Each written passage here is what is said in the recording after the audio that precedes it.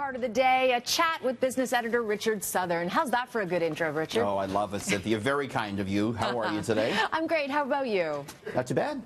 All right, let's get started. Uber Canada is putting the brakes on drivers who are behind the wheel for long stretches. This is interesting. It is, and it makes you wonder, Cynthia, just maybe how long your Uber driver's been on the road for when you get in the back seat, you know? The company not divulging that. But what Uber's doing here, they're going to stop drivers from being on the road for more than 12 hours straight. If a driver tries to exceed 12 hours straight, they'll be forced to take a 6-hour break. The policy being rolled out next week. It'll be enforced through Uber's app, which will block drivers from accepting customers after a half day of consecutive work.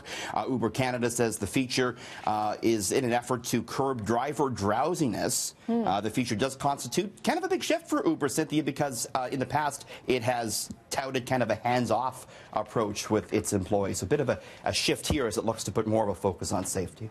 Certainly makes sense, though. They would probably leave themselves open to a big lawsuit if something happened. Yeah, and driver drowsiness, one of the top causes of accidents, apparently. So, yes, indeed. Interesting. Now, this story, I have to admit, is making me chuckle a little bit because it's a what took you so long. Management at Pacific Mall say they're going to crack down on counterfeit goods. Come on, we've always known they've got a problem with that there. They said, what? Counterfeit goods? Come on. The mall, Cynthia, said it is deeply disturbed by reports of vendors selling those counterfeit goods.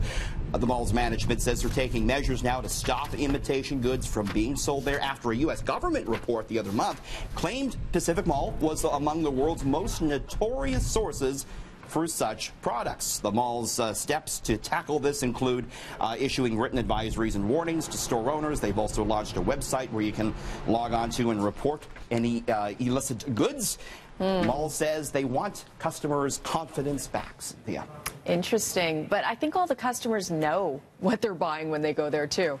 That's my sense. And you know, there's been reports of maybe bootleg DVDs, and I'm thinking, who's buying bootleg DVDs anymore? Who's buying any DVDs anymore? Exactly.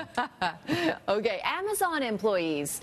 This is a good one. May have accidentally dropped a big clue about where the company's new headquarters could be. Maybe. You know, Toronto made the short list, right, for this new headquarters. A local news site, though, in Arlington, Virginia, saw an unusual spike in traffic in December for an article about how it won a big environmental award. And that traffic reportedly came from internal Amazon servers. So this leading some to believe that maybe Arlington, Virginia is the city.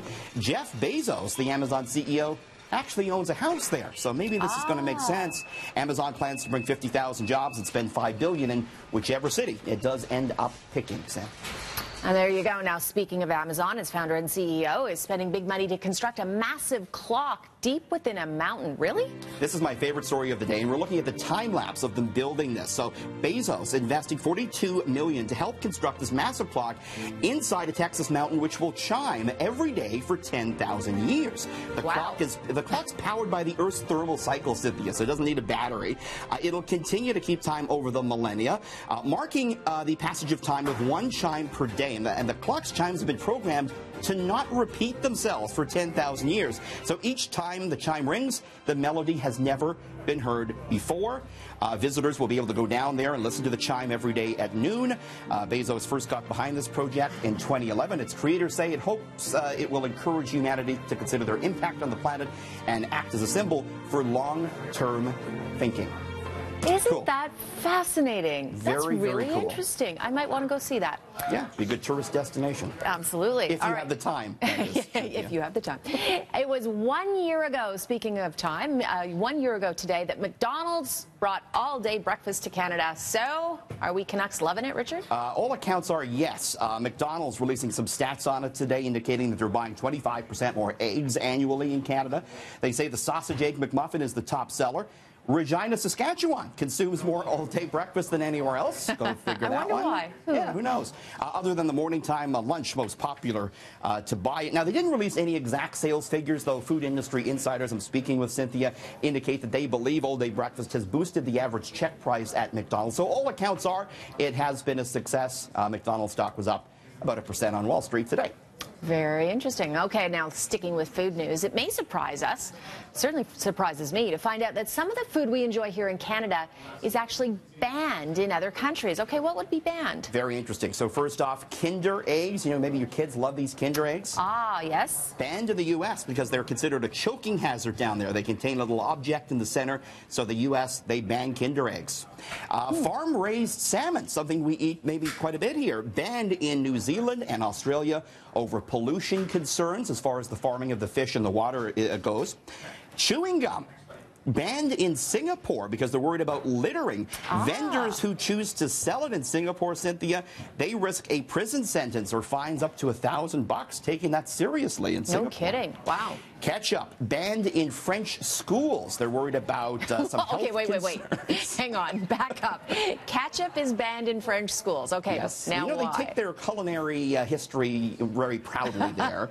Maybe ketchup is a no-no, and there's a very high sugar content in ketchup too, so that's why they don't want it in schools. M&M's, yeah, absolutely, it's almost all sugar, ketchup. M&M's banned in Sweden on copyright infringement concerns. A court there ruled that the candy's branding is too similar to another chocolate-covered peanut snack that they sell in the country, so no M&M's for Sweden. Okay. And finally, a beluga caviar, if you can afford it. You know, it goes for $200 an ounce. But even if you have the money, Sin, you can't buy it in the U.S. It's on sustainability concerns. The beluga sturgeon fish is an endangered one, and so no highfalutin beluga caviar stateside. I'm fine with that, actually. Absolutely, we can live without that. All right. Richard, very interesting. Thanks very much. As always, great to talk to you. Thanks.